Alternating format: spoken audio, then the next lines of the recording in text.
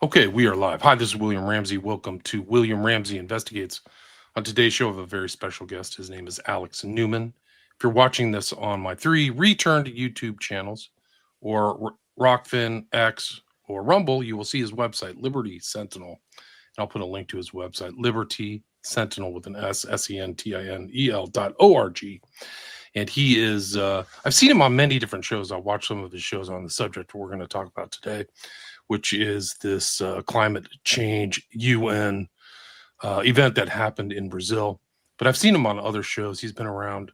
I'm interested in what he talks about. He is an award winning international journalist, educator, author, speaker, nationally syndicated radio host, and consultant. His commitment to glorifying God is evident in all his endeavors. He serves as the senior editor of The New American and is the author of Indoctrinating Our Children to Death and Deep State, The Invisible Government Behind the Scenes, both books I should read. Additionally, he co-authored Crimes of the Educators with Dr. Sam Blumenfeld. For 12 years, Alex taught advanced economics to high school seniors at Freedom Project Academy, an accredited K-12 school offering a classical education based on Judeo-Christian values, and now sits on his board of directors. He's also the president of Liberty Sentinel. That's what I just mentioned. In addition to that, he contributes to the Epoch Times, WorldNet Daily, and other publications. He has a degree in journalism from the University of Florida and emphasizes economics and international relations. And he's also involved in advocacy, serving as director for Bear Witness Central and Red Pill University. But again, his name is Alex Newman, and we're going to talk about this event that happened recently. If you're seeing this, I'll bring up the website. It's the COP30 Brazil, which is this international UN sponsored in, I think, Belém, Brazil, which is northern Brazil. But he can talk more about that. He was on site. So Alex Newman, welcome to the show. Thanks for having me. Great to be here. For people who haven't heard your name, I was listening to you today in some of your other shows. You're on Glenn Beck and some of these other Christian-oriented podcasts. Maybe you can talk about your background, add in any additional information other than what I mentioned in your bio, and then lead up to your interest in this climate change. I call it a hoax, but you can call it what you want, and then lead up to COP30 Brazil, Amazonia, please. Sure. So I'm a homeschool dad of 6. I've been in journalism pretty much my entire adult career. And I think one of the most important stories happening anywhere in the world right now is the climate fraud. Americans don't realize how important it is because the fake media has just stopped talking about it. And I think the reason they've done that is they realize Americans aren't buying it and they're not going to be buying it.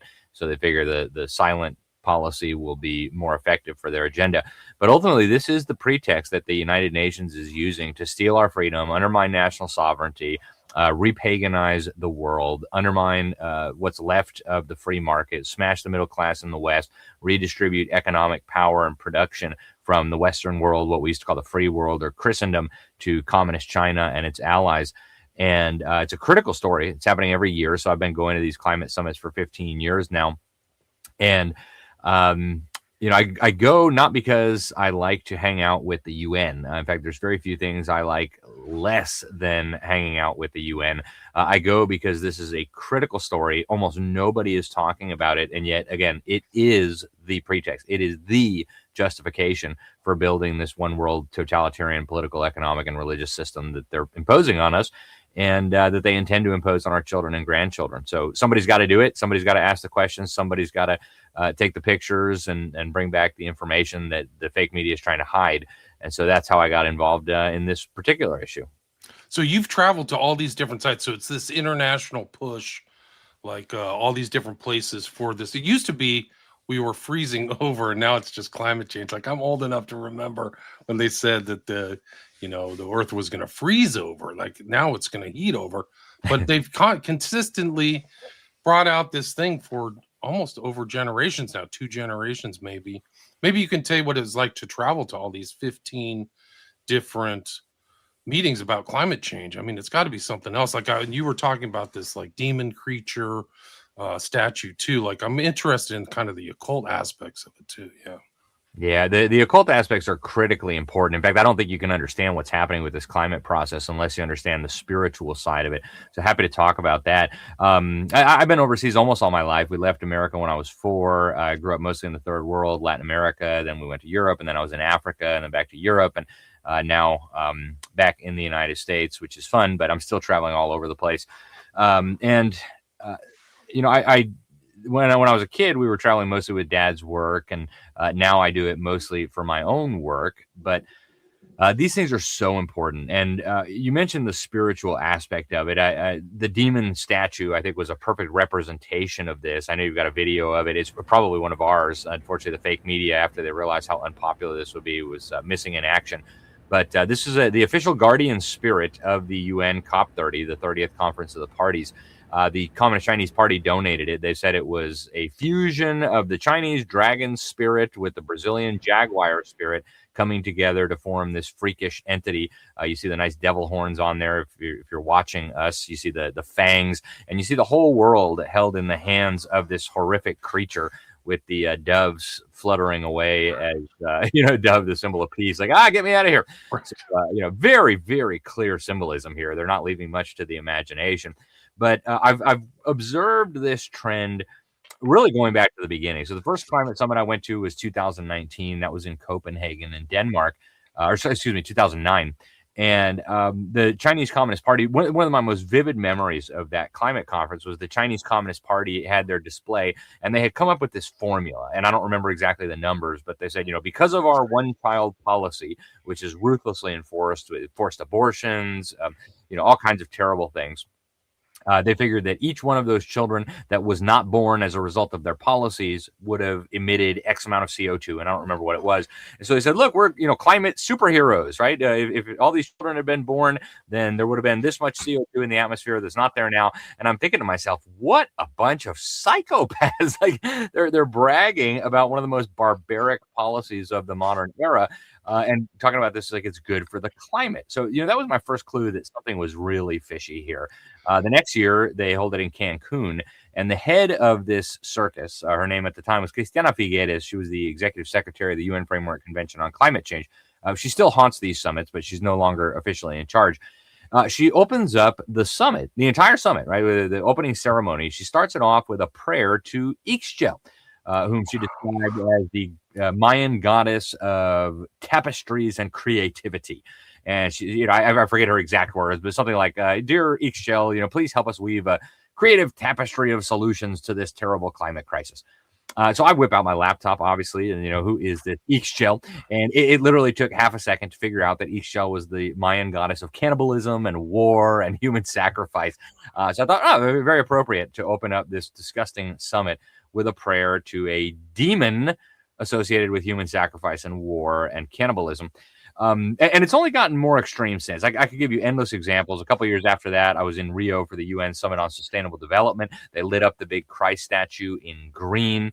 A few years after that, the head of the UN Intergovernmental Panel on Climate Change, a pagan named Rajendra Pachauri, he got caught sexually abusing and molesting women. And so in his resignation letter, he actually lays it all out. He says, this isn't just my mission, saving the earth and the environment, or whatever. He says, it's my religion and it's my dharma, which is a pagan Hindu term.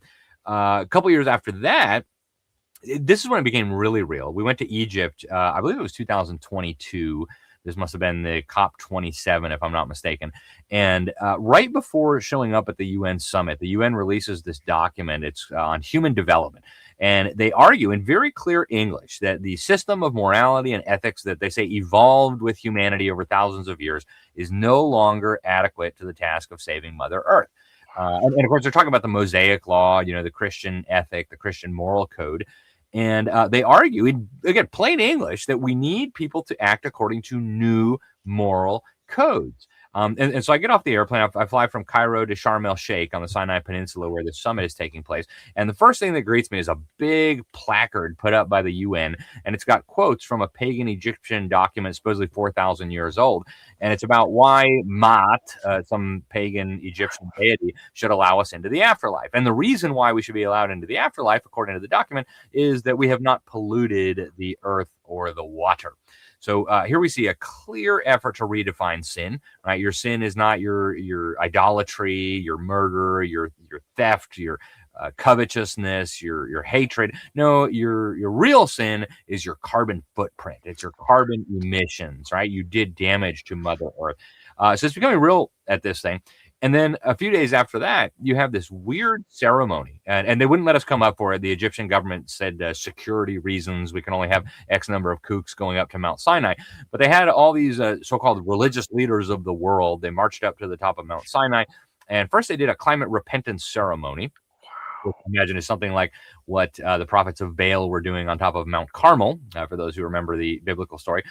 And then they whip out a new and supposedly improved 10 Commandments. They've got these green tablets with the new and improved 10 Commandments. And the guy who's masterminding this gives this little speech about how governments need to do more to tackle the climate crisis. And he smashes the tablets, throwback to Moses after the law, the 10 Commandments were delivered to him on top of Mount Sinai by God himself. And I go down the mountain and I'm able to interview the ringleaders of this the very next day. One of them, James Sternlich, he's the CEO of the Peace Department.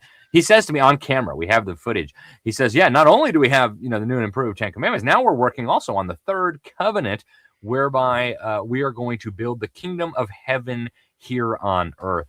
And so, people just think about this for a minute, right? You've got God giving us the original 10 Commandments. The UN and Friends gives us the new and improved 10 Commandments. You've got God giving us the old covenant and the new covenant. Then you've got the UN and Friends coming in with a third covenant. And at this latest one, and there's, many other examples I could give, but I'm trying to just give an abbreviated timeline here of what I've seen. At this latest one, not only do they have the big demon spirit, but they have the highest proportion of what they call indigenous peoples ever to attend one of these summits. Everywhere you go, you've got the Indians. You see them right there, right? If you're watching us, you see the Indians with the headdresses, and all over the place. They're starting all these events with prayers to the river spirits and the forest spirits, and what they're doing here, and it's becoming, beyond blatant. They don't even hide it anymore. They're working toward the repaganization of the world. And some of them will tell you explicitly that Christianity is the problem. Christianity is the reason that Mother Earth is in so much pain. I talked to a bunch of them on camera who said this. And this goes back to an argument made by Professor Lynn White back in the 1960s. He was a professor at Princeton, Stanford, UCLA. And he argued in very clear terms that Christianity is the reason for the ecological crisis that humanity is dealing with today.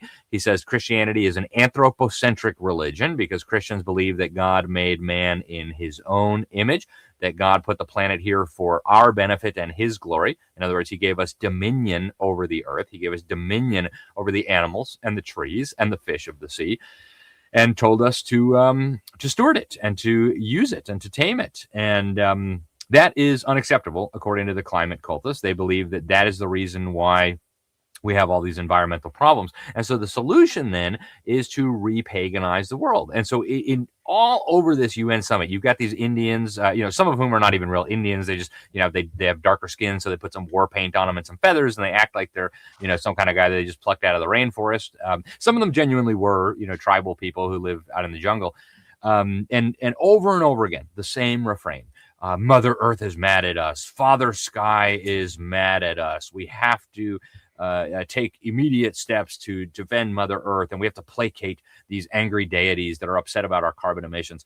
So what we're watching here is the repaganization of the world under the guise of this pseudoscientific hypothesis that human emissions of CO2 are causing climate change. So it is a pagan, demonic agenda. It's very, very clear for anybody with a Christian worldview with a basic understanding of the Bible that this is all straight from the pit of hell, and yet nobody is really talking about this. It's incredible. It should be on the discussion of every Christian church. Like, this is, like, you just laid it out so clearly in the opening, like freedom, repaganization, redistribution of wealth, kind of communism. There's so many things they're using climate change as an excuse. And you talked, I think in this other talk I was listening to, even at this one in 2025, there's wealth redistribution from first world to third world countries too, right? Absolutely. And it's really a deceptive kind of wealth redistribution, because I think a lot of people just assume that, this is taking money from the rich in America, the millionaires and the billionaires, and giving it to poor, starving Africans. Total baloney, right? The real billionaires, they hide their money in tax-exempt foundations and other ways to avoid the tax man. They're extorting what's left of the middle class in the Western world to redistribute that wealth to the kleptocrats who have enslaved and impoverished the third world, right? They're not giving this money to the hungry African who's trying to herd his goats. They're giving this money to the dictators and the kleptocrats who are keeping these people in poverty under the guise of climate change solutions and this kind of nonsense. It's really grotesque. It's not wealth redistribution in the traditional sense that people associate with Marxism, where you allegedly take from the rich and give to the poor. Here we're taking from the poor in what's left of the West and the middle class and redistributing it to the rich of the third world hellholes that are playing along with this disgusting agenda. One of the interesting things about this climate change is this psyop element of it, where they're just telling you like the world is coming to an end, and you've got Al Gore and all these other characters just scaring the living daylights out of the kids. Like, I know it's a scam. Like, I'm old. My kids are in college. They believe it. Like, they're really hit. They're also hit with the repaganization too. So it's not just the UN, but even through the curriculum of the West or the state schools, they talk about repay indigenous land, indigenous people. Christianity is the problem. So it's not just it's centered to UN, but how the constant psychological operation against people is really an interesting component of it all. Would you agree with that? There's no question. I mean, the whole thing is a psyop, and I've got to give credit to the evildoers. It was a clever scam, right? Try to convince people that the gas they exhale is toxic pollution, and try to make them pay a tax as if that's going to make the weather better in 100 years. It was a clever scam. It was a good attempt. And it's clever for multiple reasons, right? I mean, the first is that, as they themselves say, every time you turn toward them, this is a global problem which requires a global solution. There's no government that can tackle this on its own. It must be through the United Nations. So in that sense, it's very clever, right? The emissions don't respect national borders, so we need a global solution. The other one is that it gives them the ability, if they can convince people of this foolishness, to control and regulate and tax literally every single human activity. There is nothing you do, including, again, I'll mention breathing, that doesn't release CO2 into the atmosphere. Of course, it's the gas of life. There's nothing wrong with CO2. In fact, the Earth is currently starving for more CO2. Human emissions make up a fraction of 1% of all the greenhouse gases naturally in the atmosphere. But from a totalitarian perspective, if you can convince people that CO2 is bad and that everything that produces CO2 needs to be regulated or controlled, you own them. I mean, there's no area of their life that then is not subject to your efforts to save the climate. And it's even more insidious than that. If you look at the goal that they themselves have established, you've probably heard them talking about net zero, right? Yes. Well, what does that mean? No more carbon dioxide emissions. Well, the average person exhales about 2 pounds of CO2 every day. So you literally can never achieve net zero unless you exterminate all the people on the planet. And then you still can't get net zero because as their bodies decompose, they're going to be releasing carbon dioxide out into the planet. And so this is an unwinnable fight. It's not like World War II where, you beat the Nazis and then we can all go back to our lives. This is a perpetual scam that you can keep milking and milking and milking forever because there's no way to win it unless you kill all the people. And so there's the old cliche, the old joke, that once you figure out the carbon they want to reduce is you, then it all makes sense. But it's true, right? This is a brilliant scam from their perspective. The problem is people were still clever enough, at least in the United States. This isn't true in all places, but in the United States, they've done the polling. They know most Americans don't even believe that human emissions are causing climate change. Even among the people who do believe, which is an increasingly small and deranged minority, they don't care enough to do anything. There was a poll by AP NORC, Center for Public Affairs Research, just came out, I think, last year. Less than 1 in 3 Americans is willing to pay a single dollar on their electric bill each month to fight global warming. So even among the people drinking the Kool-Aid, people just don't care. So now they basically have maintained a policy of just keeping quiet about it, right? Almost no coverage of the climate summit in the American media, even though there's these huge developments, almost not a peep from the media. But really their strategy is quite clever. And they outlined it at this summit. They outlined it at every summit. We're going to brainwash your children, right? So UNESCO, the UN Education Agency, had a big event. They came together with the OECD, which does the PISA test, the International Standardized Academic Test. They came together with the Marxist Brazilian Department of Education or Ministry of Education. And they all agreed The key to the climate change hoax is to brainwash the next generation, to capture the hearts and minds of the children. And they said climate literacy needs to be mandated in every country, which climate literacy means climate propaganda. They said we're going to measure and test how effective governments are in imposing this by adding it to the international standardized academic tests, the PISA that OECD runs. And so they're moving very rapidly now to brainwash the next generation. And so even while Americans are, not thinking about climate change, they're focused on the football game, they're focused on, Trump or Democrats or whatever, the fight between Erica Kirk and Candace Owens, they are quietly working away in classrooms all across this country at taxpayer expense to terrorize your children into believing that the gas they exhale is a dangerous toxic pollution. But if they pay enough taxes to the UN, then the weather will maybe be nicer in 100 years. Right. No, it's amazing. They've done it. I think that what you said makes perfect sense because I've seen my kids, like, they really believe it. Like, oh, I'm not going to have anything because we're going to be underwater in 30 years. I'm like, that's what they told me when I was your age. They said the same thing. But it is that now that you say that, it just makes me think how even more sinister the UN is in my thing. Like, I know what the monolith is, the shape of that building. And I've done shows on the Lucis Trust. And the meditation room that William Cooper talked about, if you want to go real paranoia. But like, there's a lot of, and the Rockefellers, the foundation of the UN. Did you see any monoliths or anything like that? I mean, or Lucis Trust? Or I know that it goes up the pyramid to the top of the UN, right? I mean, this is the UNESCO is kind of downflowing, or this climate change, these groups and things like that, whatever this one was called, COP30. But there's so many tendrils of the UN. This is just one of the many kind of tentacles. Oh, absolutely. And I would argue that UNESCO is probably one of the most important ones, again, because they recognize that brainwashing the next generation is the key. But to bring it back to the Lucis Trust for just a moment, before we get into some of the other agencies involved, UNESCO has what they call the World Core Curriculum. Now, this is a global education system developed by Robert Mueller, the Assistant Secretary General of the UN. He's often called the father of global education. And in the foreword to he said this should be taught to every child in every country, in every school around the world.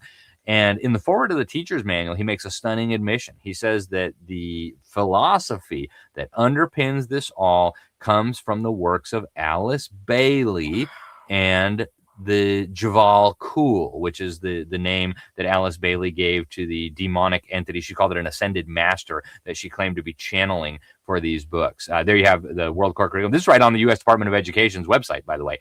And this connects directly to what's happening in the classroom right now. People don't realize this. Bill Gates of Hell in 2004 went to UNESCO headquarters in Paris and signed an agreement with them where they promised they were going to globalize education standards, curricula, teacher training, even the technology to implement it all.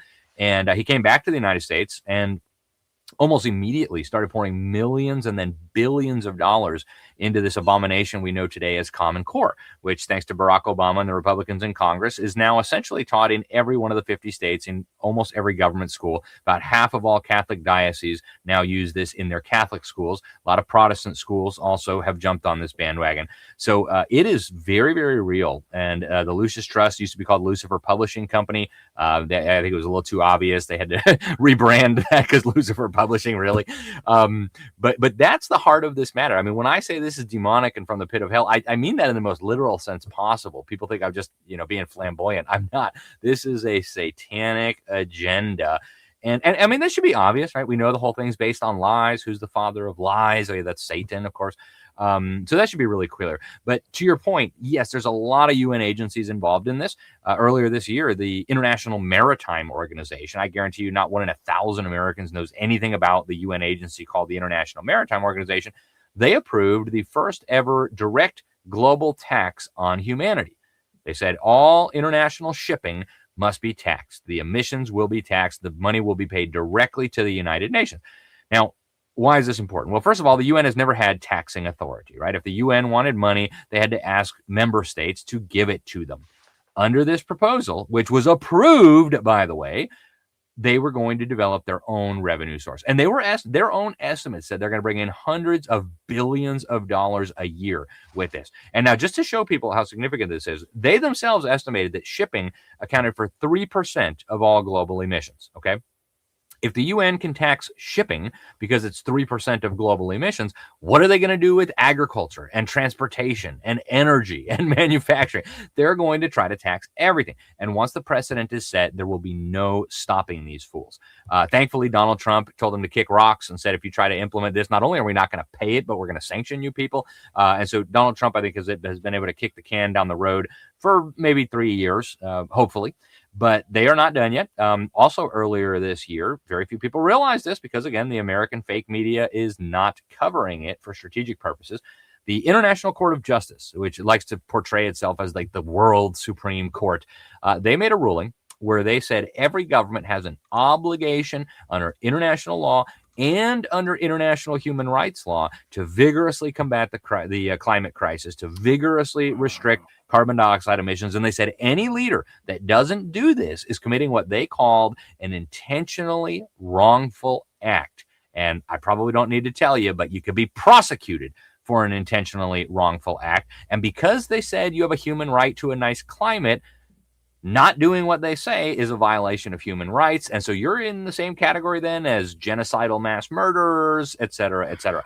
These people are dead serious, folks. And, you know, they're not going to get this next year, right? They're not going to drag Donald Trump before their kangaroo court next year.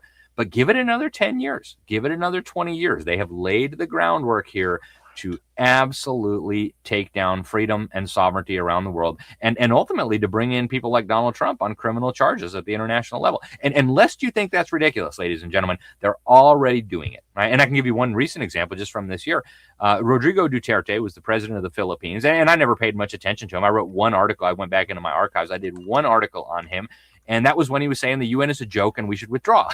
Well, right now, he is sitting in a jail cell in The Hague, awaiting trial by the UN kangaroo court. Right there he is right there, Rodrigo Duterte. And so these people aren't messing around. If they can bring in the former president of the Philippines, they can absolutely bring in Donald Trump if and when the political climate allows that. And for those saying, well, the United States is not part of the Rome Statute, which created the International Criminal Court. Yeah, neither is Benjamin Netanyahu, and they're after him. So watch out, folks. These people are dead serious.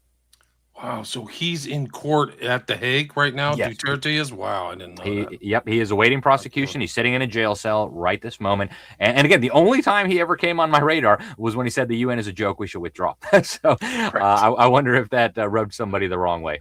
Right. I mean, this is getting scary. It's really incredible, like the power and potency of the UN. Yep. And its impact on all the nations of the world. And this climate change is just one aspect. That's what's really scary, is all these tentacles. The International Court of Justice is one. This climate change, there's other things. So you're saying, when you said our Common Core is based on the Common Curriculum Core from the UN, is that correct? So the background here is Bill Gates of hell. Bill Gates, the Microsoft founder, went to UNESCO headquarters in 2004, and he signed an agreement. You can actually get a copy of this agreement. My friend Phyllis Schlafly, who passed away some years ago, was able to get a copy of this agreement and posted it on the internet. Bill Gates signed a deal with UNESCO, the UN's education agency, to globalize all education. They agreed they were going to create global education standards, global curricula, global teacher training programs. And then Bill Gates came back and started pouring huge amounts of money into Common Core. And by the way, William, I actually have advertisements that the Common Core people bought to promote Common Core, where they tell you Common Core aligns with the international standards that are being used all over the world. So they're not messing around, right? Again, the education, so-called, of your children is the key to this agenda. You know, we're the bitter clingers, right? Barack Obama is they're clinging to their guns and their Bibles. You know, there's no way we're going to ever get them on board. They don't care about that anymore. They know it's just a waiting game. We've got 80% of American children in these brainwash camps. Even if we only capture the hearts and minds of 80% of those, we've got this. They're done for. It's just a waiting game right now. Wow, that's incredible. So it's not just Bill Gates with the kind of medical tyranny; it's the educational tyranny. I mean, who knows what else they're doing? Food tyranny. It's just tyranny through all these foundations. And UNESCO was Julian Huxley. That's right. Aldous Huxley, eugenicist and a humanist. Yep, that's exactly right. The depopulation, that's one of the aspects of climate change. So it justifies lessening of depopulation, lessening of the initial commandment of God, which is be fruitful and multiply, right? It's like literally Antichrist. Man, I'm so glad you mentioned that. I actually have the UN's Agenda 21 for Children book. I don't think it's within reach right now, but I bought a copy. And so this is an official UN publication that they use for Agenda 21. That's the UN's agenda for the 21st century, to introduce it to children. And there's literally a page in there where there's all these storks delivering, tons of babies, and the cities are on fire. These Hindu deities are sitting up on the clouds, like with this horrified look on their face. And on the page adjacent to it, it explains what's going on. It says, Mother Earth groans every time it registers another birth. And so I tell people the simple formula, if you want to understand the UN agenda, is just take everything God teaches in his word, in the Bible, flip it upside down, starting with the very first commandment, be fruitful, multiply, and no, children are bad for the climate. Children are hurting Mother Earth. You don't want to have any of those pesky things, and going all the way through, right? God said, thou shalt not steal. They're very open about the fact that they want to redistribute your wealth, which is another way of saying steal your wealth. God says, thou shalt not murder. They say you have a human right to murder your babies, and all kinds of stuff. It is diabolical to the core, and there's no other way to understand it. Yeah, it's really evil. Really, really evil. It really is a shadow over humanity. The UN's a terrible organization. Yes, it is. And it should be resisted on all fronts, mentally, spiritually, physically, really. I mean, you got to really watch out, but it really is incredible. I've done shows on Alice Bailey, but it goes all the way up. There was like great spiritual communions of this year, and 2025, there was, I forgot what the name of it, thank God, what it was, but there was something through the UN where like there were great meditation and the golden age, and some of this stuff is really out there, guys. It's not a phantasm. It's really real. They're implementing this, so be very careful.